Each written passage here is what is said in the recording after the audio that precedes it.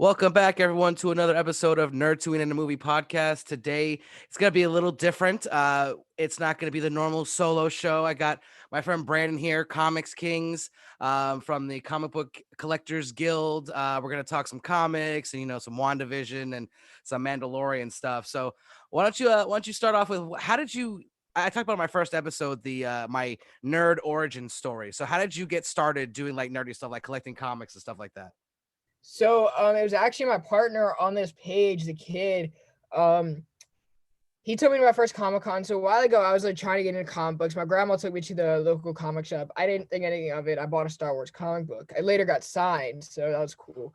But then it was my first con, just diving into the back issues, like into the dollar bins. That's where I started. It was the dollar bins and Awesome Con 4 or 5 years ago, probably 5 years ago now. But that was really my origin story. I just picked up characters that I liked, and I just like, as long as you understand the character, you can hop in anywhere, kind of, Yes, and yes. and just work your way around it. Like, it starts so small with characters, and you learn to appreciate writers, artists, and then you just get into the whole universe.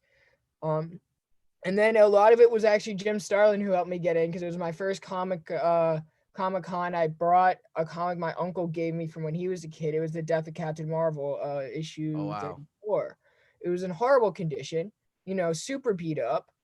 But I brought it to him, and he said this book was well loved. I said it was passed down to me, and he gave me a big hug, signed it for free, and he recommended me books to read that were going on currently in comics. So that's really what and then of course he recommended this that I picked up, but that's his, Right. and later signed it the following year, him and Ron Mars. So that was really my origin story. That that's I'm gonna be honest, I'm real jealous. I'm 33 now and I still have yet to go to a Comic-Con. I'm not a big fan of crowds, and I'm a short guy, so I tend to get like pushed around in crowds, and so I'm gonna eventually go. I had this whole plan. There was one in Miami about 5 years ago, and they had this VIP package where you were gonna get to like meet Norman Reedus and like a whole bunch of people from Sons of Anarchy and comic book creators. I was like, I'm so totally doing it. And then it sold out like within 2 seconds. And I was like, I'm never going. Like I just like once that fell through, I was like, I'm just gonna wait. I'm gonna find the right one. My dream is to go as an old man to the San Diego one and dress in full Yoda gear and like actually need a cane and walk around like that's definitely one of my goals in life, is to be an old Yoda at the San Diego Comic Con. Star Wars, Star Wars at Comic Con is just different, man. I love Star Wars. It's like, I guess that was the origin. That was my gateway drug. That's what I call it.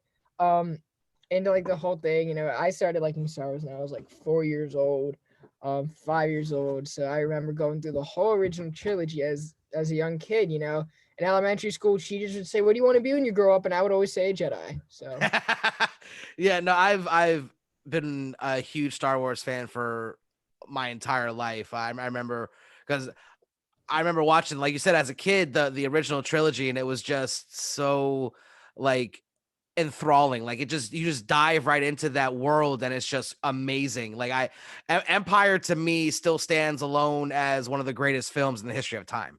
Like it's just so well done that it just like it's oh, it's so good. oh yeah, literally like and just so Like, much of that stuff was like not even like even really supposed to happen. Like that I know line is famously was not written when she was like, I love you, and he goes, I know, before he gets frozen in carbonite. Han Solo, that's Harrison Ford all the way. Harrison Ford decided to say that, and it's rumored that Lucas actually hated it initially and made him redo it, and then like when they were doing the editing process, like everyone was like, no, this is what we have to put in the movie, and he was like, fine, we'll put it in. Like he didn't even yeah. want it in there.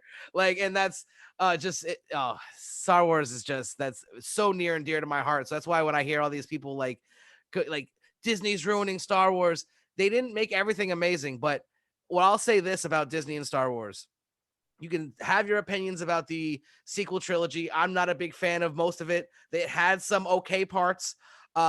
But I'll sit through those three movies any day of the week to get the final season of the Clone Wars, to get the Mandalorian, to get live action Ahsoka, to get uh the the new the High Republic era, like all this stuff that they're doing now in the books and the comics. I mean, that wouldn't have happened without Disney. And a lot of people may have like thoughts here and there about whether it's good or bad. Irrelevant. We're getting content. Most of you people don't realize when I was a kid, it was just the original trilogy. Like there was nothing else. Like so, and I mean they had the extended like the books and stuff, but I mean movie and like TV wise, it was just the originals. And now that we have all this stuff, people are like, wow, it's so bad. I can't believe like you don't really like come on. Like it just shows that I mean I'm not a big fan of it either. It just shows that Star Wars is generation, you know. Up before the pandemic, I was a karate teacher, you know, so it's like fathers would be coming in dressed like Luke Skywalker on our Halloween day, and kids would be Poe Dameron, or little girls would be Rey. So it's like even though it's very foreign Star Wars to like OG fans or like people who sat through the original trilogy, this is their Star Wars. You know, this is their memory of enjoying Star Wars. And it really goes to show that it's just a big family. Whether you like it or not, it's part of the Star Wars history. Yep. No, you know, and we'll talk about the Mandalorian more a little bit later, but I just want to say real quick before we get into like the comic books that we were going to talk about. I remember watching this, especially this season of the Mandalorian, feeling like this must be how they felt coming out of the theater when they saw Empire the first time.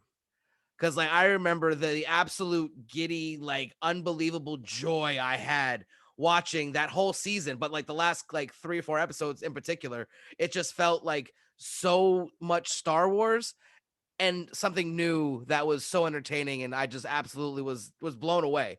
And like I'm like that has to be what they were like walking out of Empire, like, yo, can you believe that's their brother and sister, man? Oh my god, like things like that. Like, I can just imagine. Like now I understand, because I mean I saw the prequels, you know, in theaters, and I've got my reservations about a lot of those as well. But again, and I keep going back to people complain about things like I'm not a fan of the Phantom Menace, but I will sit through that entire movie to get to Duel of the Fates.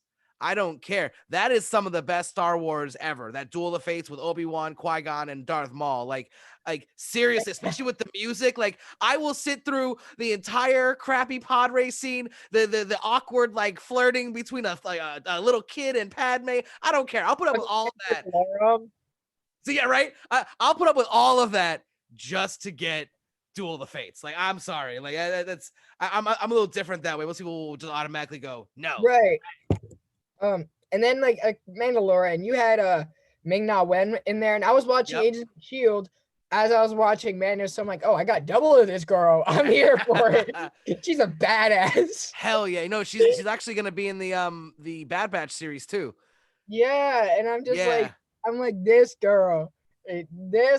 I'm like, she's so underrated in everything she does. Hell yes. No, and when she was like taking down those stormtroopers in that last episode with the lean back, like that was so badass. Agents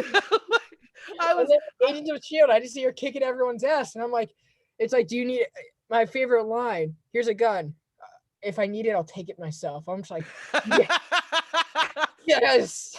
Yes. No, she is definitely badass, and I'm loving, and I'm really glad that she wasn't just a one season character, you know, like she came back in season 2 and now she's going to be in the Fett show. So, you know, like that's awesome. Like a talent like her, you can't leave out, you know. Yes. I'm like, look at how much people were like taught me about it, and I was like, they paid her way too much. I said, you can't bring on an actor like that just to leave him there. She's gonna come back, trust me. And you know, I will say this, you know, like I don't know if it's more because of Jon Favreau's weight, you know, like in the entertainment community, but like, have you noticed that there's definitely been an uptick in how good actors are now in Star Wars? I mean, like they got freaking Rosario Dawson to play Ahsoka. Like that's one of the greatest actresses that we have right now is playing a cameo role in this show. I know she's gonna get her own show now as well, but I mean, like she literally showed up and just played a cameo. Like it's great. Right. Anyway, we're getting off script. Yeah, we're definitely digressing. All right, so we're gonna talk about our favorite comic book characters. So we broke it down, Marvel and DC. My top 3 right now are definitely gonna be Nightwing, Constantine, and the Joker. I will admit I haven't read all of the old Constantine runs, but the new 52 version just like hooked me line and sinker. Like, and they didn't even have like all of the elements that I'm used to from like a mystical version of the DC world. And Nightwing to me is basically Batman with a sense of humor. And how can you not love that? I mean, Oh, and I know he's one of your top too. yeah. Let's see if I can get this guy off. I don't know. Is this going to be a recording or is this going to be like a show? We'll edit it out. No, he won't. That's not moving. That's not going anywhere. But anyway, yeah, it's a McFarlane Nightwing figure. Oh yeah, yeah. Nightwing for me is just a very underrated character because people just kind of like, oh, he's another Batman sidekick. Nightwing is his own person. I mean, yeah, he was the first Robin, but he's definitely his own superhero. I mean, he's led the Titans. I think he led the Justice League at one point too, if I'm not mistaken, and he was Batman for a time. I mean, he's definitely top in my opinion in all of comics, really. 100%.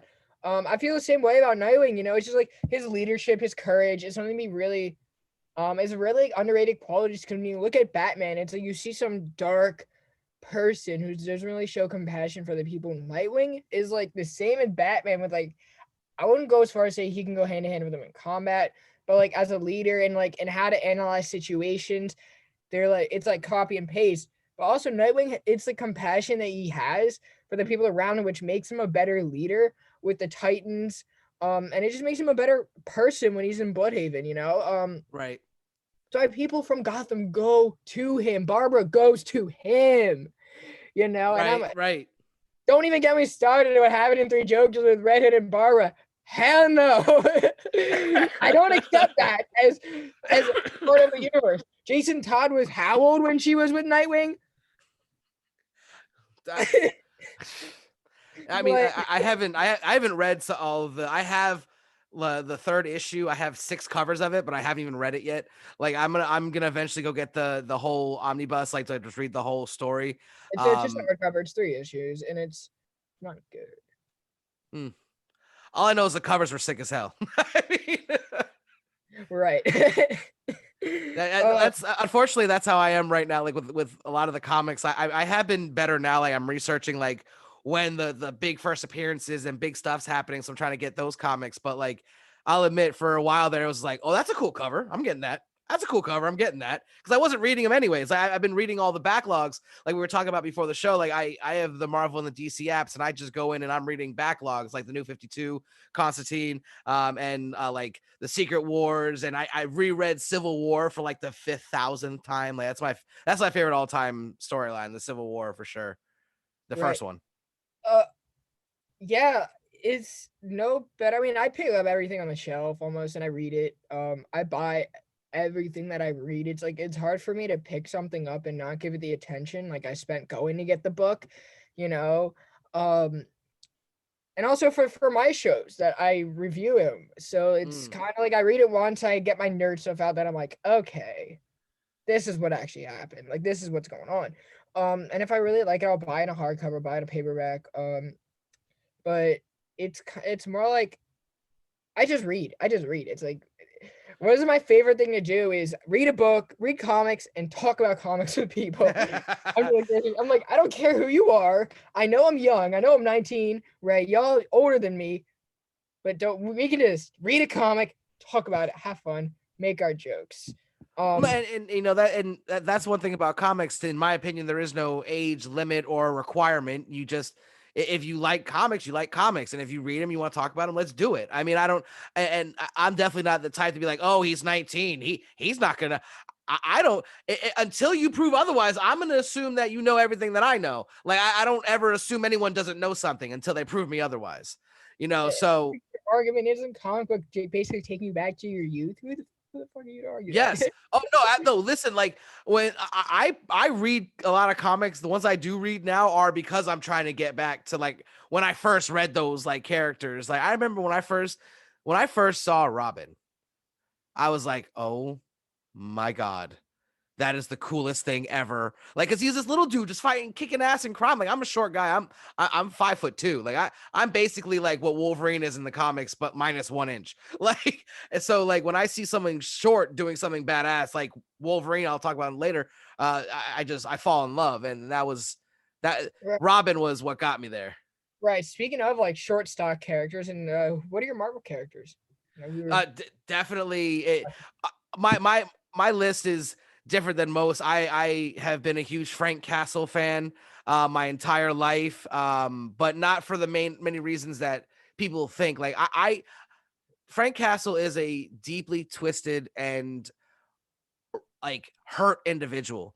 I don't watch him because he's so cool. I watch him because it's a constant struggle between his tortured soul and trying to get some type of closure like to his story. Like, cause he saw his whole family get murdered in front of him after he lost all of his people in touring for the government, and he has his brain just snapped. Like, he has serious mental illness, and he's finding a way to cope. Now, while that's not an approved way to cope in the real world, this is a comic book, so it's a way to go to enjoy one of those crazy things that people think about but don't ever really like get to see like in a type of entertainment medium.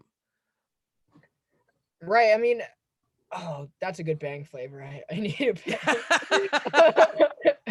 Hold on, real quick. I am not being sponsored by Bang, but Bang Black Cherry is probably one of the best bangs you'll ever get, and it actually helps. 0 calories. I'm a key lime pie person. I just had that one the other day. That one is really good too. Absolutely. I have a TikTok. So I have a TikTok account, and Bang has like sent me gifts like from time to time. I'm about to start one. I can't. I'm 33. Like, so I'm football, like. So I talk football, so it's a different story. But anyway, yeah,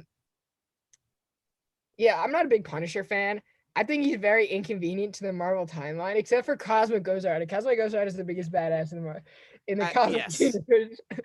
But it's like, okay, you're not adding to any situations. You're just making it worse. You're big inconvenience in everyone else's book. Yeah. Like I like the self-contained, like the Welcome Back Frank, or like Punisher Max. Like those runs are like self-contained, and then for by himself, he's a great character to have as in a story. But like the only times I've really liked him when he's been in other stuff was I kind of liked his role in the Civil War because it showed the difference between who he was and who the heroes were. And it'd be with him and Captain America coming to blows. But then also I really enjoyed his brief appearance in the Secret Wars when he was when Doctor Strange hitched a ride on his soul and he became the Soldier Supreme. That was cool. But for the most part, when he crosses over into somebody else's comic, it usually does create nothing but a problem. It's like in Daredevil, yeah, it's gonna happen. His crossover in Daredevil, Frank Miller was great. But it's like, and in the TV show, he was great in Daredevil, not so much in his own series, but it's like when he's like crossing over characters, he doesn't like mix well. Like, he mixes with Daredevil. He does not mix with Spider-Man, you know? He does not mix with the Fantastic Four. He does not mix with Luke Cage. I don't even think he would mix with. So it's like harder for me to like get involved with him, especially because my favorite's Daredevil, and you don't mess with my Daredevil. Yeah, and I'll admit I actually like a lot of my friends are huge Daredevil fans. I love Daredevil in the fact that every time I've ever seen him in a comic, he's been amazing. But I've said this, I'm very honest about this. I have not read very many Daredevil runs, not for lack of interest. I just haven't gotten around to it because I've been trying to read the big events, getting those out the way before I start dive deep on like individual runs. So you're saying your favorite is Daredevil. What is your all-time favorite Daredevil storyline? My favorite is everything in this damn omnibus. So for those of you that are only listening to this on Spotify or iHeart, it was just like a textbook of Daredevil he just pulled up. This is the Frank Miller, Klaus Janson run from 158 all the way to 191. So this is the holy Bible to Daredevil right here. That I think I just found out my next purchase. So this is like your first appearance of Elektra. This is your death of Elektra. This is your first appearance of Stick. This is the fight with the hand. This is everything you saw on the Netflix show going down in this Bible. And I call it a Bible also because for a while, like during like when I first started getting comics, I was like going through like a major low in my life. And this was the book that brought me out, like gave me something to relate to.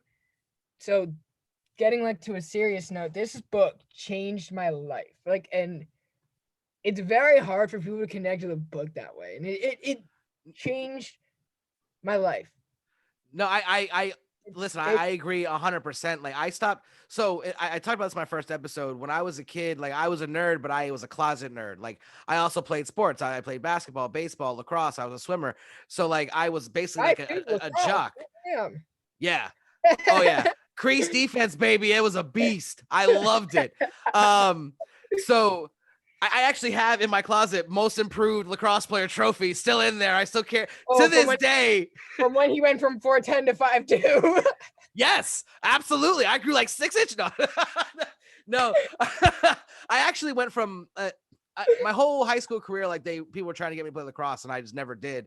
And then one day in 10th grade, I think it was, I was about to leave, and the coach comes running up and says, Kyle, we are down. We have not enough players to fill the team. We need one more. We'll give you all the gear. Come play just so we can have this game. And it was cleats on running ever since. Like the second I got on and I took my first hit, and then I gave my first hit, I knew I was like, oh yeah, this is my game right here. No, I love lacrosse. I loved lacrosse. Oh my God, definitely. There you go. But no, but like I didn't let everyone know that I was a nerd. So what brought me back into collecting and being, I don't care what anyone thinks, is the Civil War run. I was in Books A Million before they went like kaput. They literally, I was just walking by and I just saw it was the Wolverine cover where it was the casualties of war, and he was literally just the skeleton, just like blown up from that nitro explosion, and it was just the skeleton, and I was like, yo. And I picked up every single Civil War cover that was there that day, and I still collect them to this day. I even just got a whole new shipment. I got about 25 more issues. I actually got a shipment today. My last one came in a couple of days ago, but yeah, I literally, for the Civil War, the entire run with all the connected issues, I'm missing like maybe like 25 total now, like out of like the 150 something issues. I got Daredevil mail call. I've been hunting every Daredevil comic for a while now, and I probably only have 100 left, less than 100 left, and I'll have every single Daredevil book ever made. That's impressive. The only one that the Civil War is the only one I can go, I have almost all of them.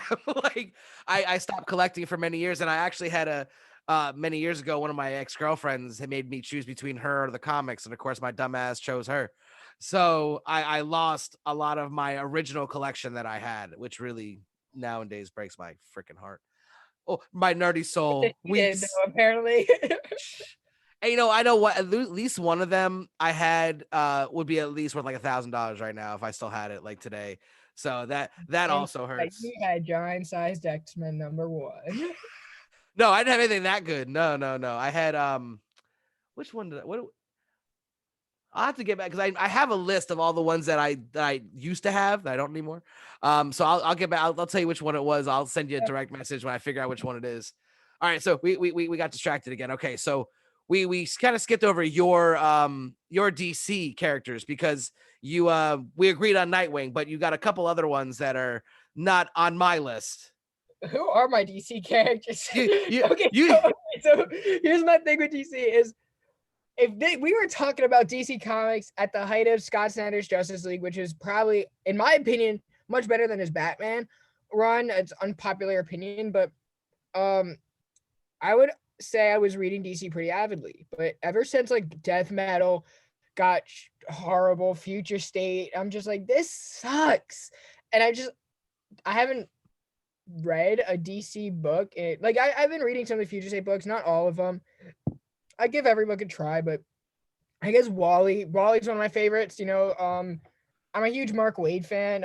He's a great guy. Met him a bunch of times, and he's been known for his Wally run. So his Wally run has been very near and dear to my heart. Wally West's just an underrated Flash. He's the Yeah. fastest one, but he's so underrated, and he's constantly shat on, and it's like I just want this guy to do good. And then my other favorite is Kyle Rayner, Green Lantern. He's the best Green Lantern in my opinion. Yes. If you think it's Guy Gardner, then we're gonna have to like step in the ring. Mike Tyson.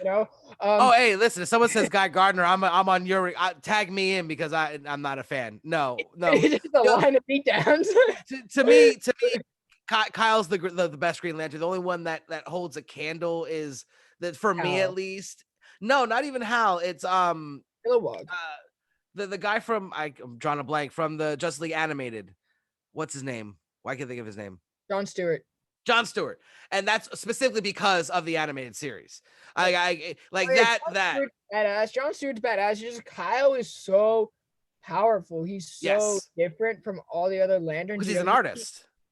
Yeah, he has a different costume because he's like, I want to be different. You have all these damn Earth Green Lanterns. I was talking about this to other people today. You have so many damn Green Lanterns for one sector in a huge universe, and it's Kyle just separates himself from it. He was hand on to Justice League with Grant Morrison. In his own series by Ron Mars, he was fantastic. Taking over after Hal Jordan, after Parallax kind of fucked him up, but it was awesome. Kyle's a very special character. It is like he needs to get more recognition. He's actually the Green Lantern during one of my favorite Justice League runs. I was talking about the Tower of Babel.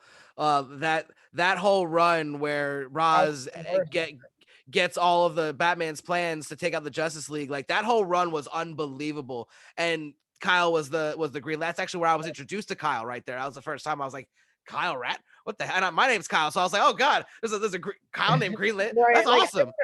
I don't want to be that guy. It's like Batman, let's go. Because if you're a comic fan, you love Batman. Right. Even if you don't like Batman, you like Batman. It's like so. With enough prep time, you like Batman. It's like I have a buddy. He's like, I hate Bruce Wayne, but you still read every damn Batman book.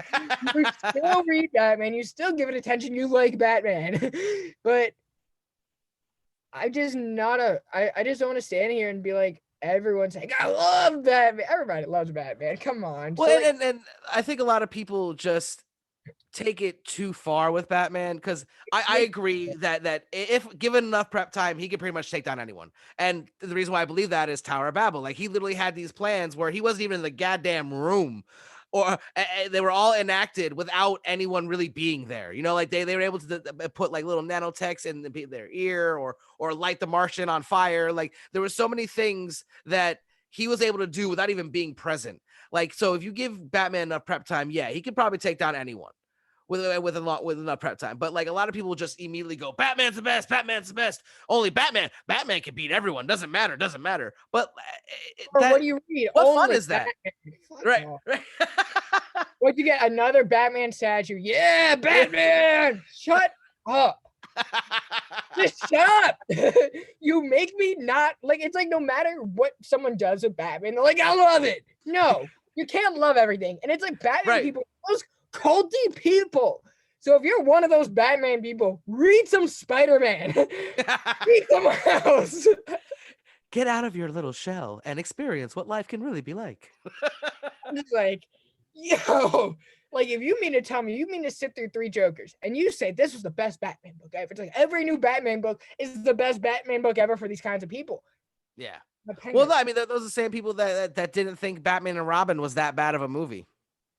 Oh yeah, and it's like, oh yeah, like get out of here. Well, Arnold was a good Mr. Freeze. No, he wasn't. I will give him credit. They did cast Poison Ivy very well. I'll give them that. It was still a shitty movie, but they did cast Poison Ivy very well.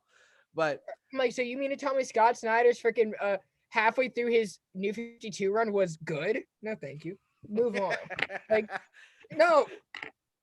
You're not gonna like everything. You're not gonna like everything about a character. You know. Anyway.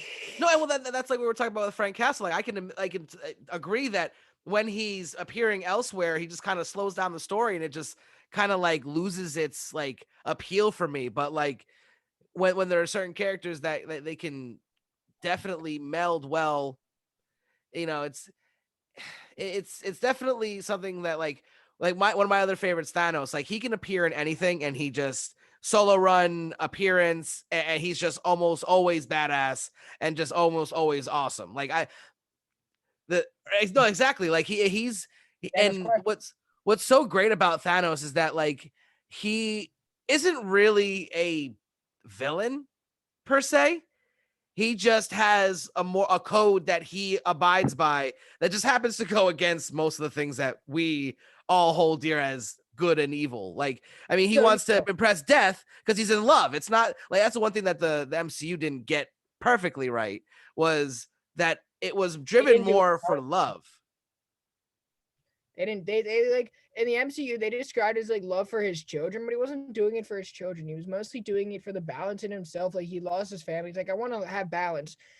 No, this guy was actually doing it to get a spot with Lady Death, and he was a big old simp. Like, you know how some of the guys look at Kate Upton on the Sports Illustrated magazine and be like, oh my gosh, I want her. No, that's how he looked at Lady Death. Like, it's freaking Kate Upton. No, and like and you know, with the one thing I didn't like as well is that in the MCU, he kind of just adopted his children, and in most of his runs, he actually sires most of his children of like his kids because he wanted to make the perfect being. You know, so like because he always is trying to expand and make the next thing that could possibly impress Miss Lady Death. Right. He was just a big old simp. Well, no, and that's could be worse. You know what I mean? You could have there are worse villains out there that have even worse like reasons for doing things, like someone just You know what? pissed them off. This is what I gotta say about that. This is what I gotta say about any woman. If you are listening to this, if a guy does, meaning the most for you, meaning like getting every single cosmic stone or cosmic gem to impress you, you better give him the light of day, because you be doing the most. Like this guy was waiting for you. This guy did everything for you. Like when you say, like a guy says to a girl, "Oh yeah, I'll do anything for you." This guy meant it. Well, no, He meant it. like in Thanos Wins with King Thanos, how he killed Right. everyone in the universe and then had to bring alternate version of himself to kill him so he could be with Lady Death. He's like, I gave you everything, and that's why I love Thanos. Like the young version was like, oh, you think you're gonna get her? Oh no, I'm gonna erase your ass from existence and I'm gonna get her down the road. Like that was just so well done, in my opinion. I mean, that's also where Cosmic Ghost Rider showed up first. Personally, I would not kill 5 million, a bunch of people to be with the girl. She's not that important to me, you know. Because it's like once I get here, who's gonna be able to run stuff? You know, like what are we gonna do? Right. Let's go to the movies. Oh, there's no new movies because I killed the entire that. universe. But anyway, my other favorites, I just want to highlight pretty quickly. I don't want to go too into depth. I'm a huge X-Men fan, so Chris Claremont, John Byrne era, what Hickman's doing now is fantastic. And then who was my other one? My other one was I like Doctor Strange. I like Silver Surfer.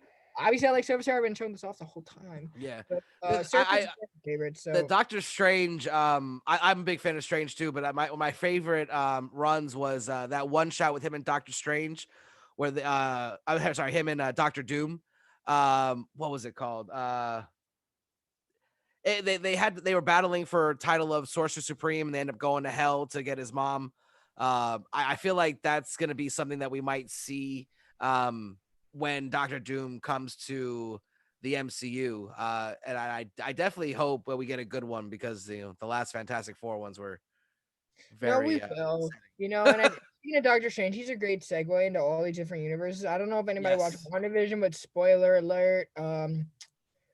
Yes, no, that's a good segue. We're gonna go right into WandaVision. We're gonna talk about what's happened so far. So if you haven't seen the newest episode of WandaVision, this is your spoiler warning. We will spoil it for you. I guarantee it. If you listen past this moment right here, right now. In 5, 4, 3, 2, What? You really didn't see All that right. coming? Yes, yes. Now, first off, I definitely want to talk about that, but let's let's let's let's let's go with a little recap about how why everything's happening. So, in my opinion, I think that the whole sitcom trope thing was a part of Wanda. That's however this started. They told her to think back to when she was truly happy, and that was when she was a kid watching sitcoms with her brother. So that's why the sitcom tropes have started to go on. That's I love my the opinion Full how it House. started. I love the Full House bit. Yes.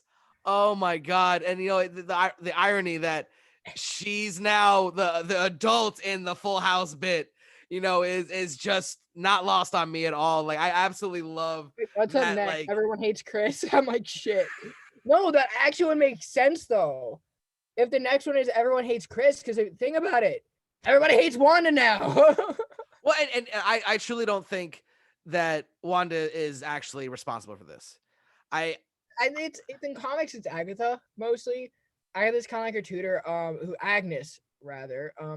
Right. I've been calling her every episode I talk about it. I'll go Agnes. I mean Agatha Harkness. Excuse me, because that's definitely who she is. I mean, I know it's Agnes in the show, but there's no question that she's who She's she gonna reveal is. her name to really be Agatha. Um, you know, um, and I was just talking about reading like Disassembled and House of M. House of M. I've Oh, been love it. reading that, and it's like it's so well done. Like this is the Yes. most copy and paste comic book to show that we've ever had, arguably. Um, so I've been loving it. I've been loving like every step. And it's like what's going on inside her head, inside this world. Is really showing everything that did not happen in any of the movies. It's like her brother died, her husband died, and now she's lit. She's trying to cope with that, but has she even reached her full potential with her powers yet? No. So this is No. a combination of she's reaching her full powers, but she's not healthy. Right. Right. Well, and that is why I love it so much because it literally screams House of M because that's what happened. She was super powerful and she had a psychotic break and then just decided to make the universe over because she felt like it. Like that's basically what happened. And what I do like about the correlations here is it's almost I think it is going to be almost like a reverse House of M. Like she's in a bad place right now, but she hasn't really snapped yet. Because this is my prediction. What I think is going to happen is, and this episode really helped confirm it for me, is the twins, like in the comics, are actually part of Mephisto. That's why they didn't listen to her when she tried to put them to sleep this episode. Because she can't control Mephisto, because Mephisto, who I think Evan Peters is actually playing, not Quicksilver, um, is needs Wanda to create these two twins so he can absorb them to get more powerful. And I think he's got Agatha or Agnes in his employ trying to push her into doing this. And definitely could see that playing out. But what are your thoughts on that? I don't think it's necessarily Mephisto because if you bring Mephisto in now, you're kind of discrediting Wanda, right? Because right now this is like her utopia. Everything that she wants is coming alive. Um, obviously you're gonna want to bring Mephisto in soon, but I don't think they're going that route necessarily with them. Like they're going cosmic, and now you have to think, okay, we got the Fantastic Four, which just adds to that. Okay, now we have X-Men. So that's its own grounded level. So the X-Men have kind of always been separate from when Marvel was cosmic. Like, yeah, they had their trips with Alpha Flight, they had their trips with Gladiator. But it's really been a separation of church and state with the X-Men and the rest of like the Marvel cosmic side. So that's really what I think like it's going to be. I think Wanda is just gonna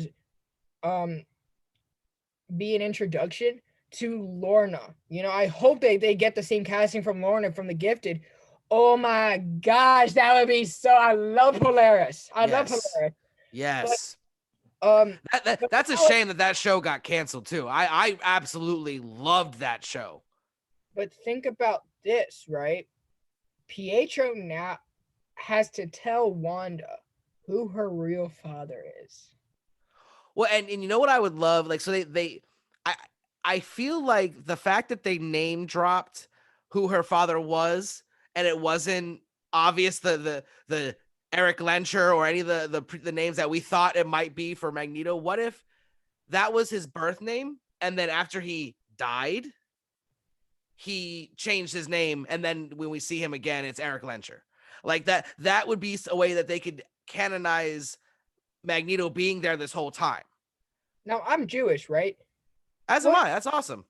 So here's my question: ain't no Jew living in the middle of Europe after they survived the Holocaust. We'll see. And now, all right. So this is awesome that you're Jewish too, because now you might feel differently. I personally don't think Magneto needs to be Jewish because of where we're at in the timeline. Unless they're gonna have it as he's an alternate, like like a different Earth, that he's been on their Earth since the Holocaust. I just don't think you can make it a Holocaust survivor showing up now. I think you still can. It's like him being Jewish is such an important part of his character. Also, the Marvel universe needs Jewish represent. Yeah, I know. I listen. I agree with you entirely upon that. Like, absolutely. Personally, do I care? No, because it's not like you're saying, okay, it's not like you're taking Blade, putting him in the MCU, and having Will Ferrell Will Ferrell play. You know, because like that's not okay. That is not okay. Right? Or you're not saying here's Mr. Fantastic and casting Michael B. Jordan as him, for example. I'm saying like. Well, no, I love when like friends Donald Glover when he was talking about when people were talking about him being Spider-Man, they were like, why don't we just have Michael Cera play Shaft? Like that's a perfect example right there. Yeah, having Michael Cera be Shaft. Like, there's certain things you just can't do. Now I agree. Like, I really want him to stay that way. I just feel like there's gonna be people that wouldn't buy it. So my thought would be to make him African American and make him be it focused on the civil rights movement. And so it's still the same bigotry and same like bad shit happened to the people. So it could be a correlation. But again, like I said, I definitely hope that they keep it comic book accurate. I'm more a fan of that versus everything, but occasionally a change is better. Like, for instance, like Bucky in the comics was a little kid. So to make him the same age as Cap for the movies, it works. Right. I mean, again, granted, changing from a Jewish character to a black character, that's a little bit different than aging someone up a little bit. I give you that. I give you that. But I think that's a good segue for the mutants. Yes. I'm like super excited. It's like I'm trying to think, how would you bring Wolverine in? How would you do all this? That might be a conversation for another time once we like do more research, the Marvel timeline, because like they are their own encyclopedias, and for us to look at the outside, saying, you know, it's fun to make our theories. At the end of the day, we really don't like. Yeah, like we could analyze the timeline so perfectly, but there's always going to be something we're missing because we just don't have that in knowledge. Yeah. That's why I don't necessarily do theories. I'm just like, oh, if this happened to be so cool, but I'm just like, let me wait and see, so I can. Here's the thing: if I make a theory and it's right, my jaw will stay up the entire time because I'm gonna be. First thing I'm doing, I'm texting my friend. I'm saying, "I told you so." Well, I kind of love that. That's so for me. I very rarely do theories unless like jaw drop. I want to text and be like, "Oh my god, did you see that? Did you see that?" You know, it's like, yeah. Like I try to stay away from theories too, but like when I see them like the dominoes lining up, like one theory I had is about Monica Rambeau and how she was going to get her powers. I said before the series even started that she was going to get her powers from Wanda, her interactions with Wanda. And I think this episode actually confirmed it too. Like, you know, when they did the scan and they said nothing, it was blank. I don't think it was actually blank. I think that was the immense power that's now radiating out of her body. Right. So like that's what I say. They first go, it's blank, but I really don't think it is. Right. So the all right. So before we go, who do you? Because obviously I don't think Evan Peters is the super secret Luke Skywalker cameo that they're hinting, because Elizabeth Olsen was on one of the late night talk shows and talked about how there is a Luke Skywalker like cameo that no one knows about. Who do you think it might be? Or no, here, let me say this. Who do you hope it is? There's so much.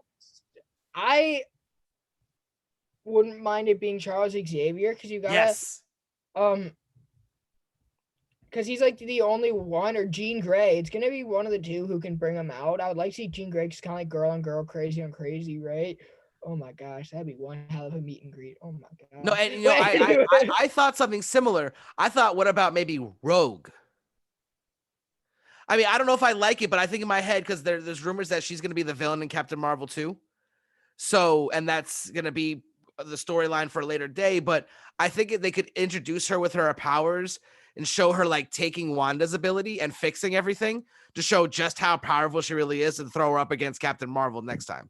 That'd be cool. But no, definitely, I want it to be either Magneto, her Professor X, or my all-time favorite is what I think it is, and I hope it is her actual brother. I think Pietro from Ultron will show up at the end. That'd be crazy, man. And then there's going to be a speedster fight. Fake Quicksilver against real Quicksilver. It's going to be that's definitely what I hope to see as the final of then the super secret cameo. But yeah, that'd be sick. But I want to thank you for joining me today. I know you got to go, and it's been a pleasure. We're gonna definitely have to do this again sometime. But for now, I appreciate you coming in. And is there anything you want to say before you go? No, man. Thank you for having me. Yeah, definitely more collabs in the future. I had fun. Just two guys talking comics. So Joe can have a good time. That's what I want. That's what I love doing. So thank you for having me, man. No, absolutely. Thank you for joining me, and maybe next time we'll stay a little more structured, because we definitely digressed a lot off different tangents in this one. But again, thank you for joining me. And we're making script. well, yeah, they never work in the end. But again, thank you, and take it easy. May the force be with you.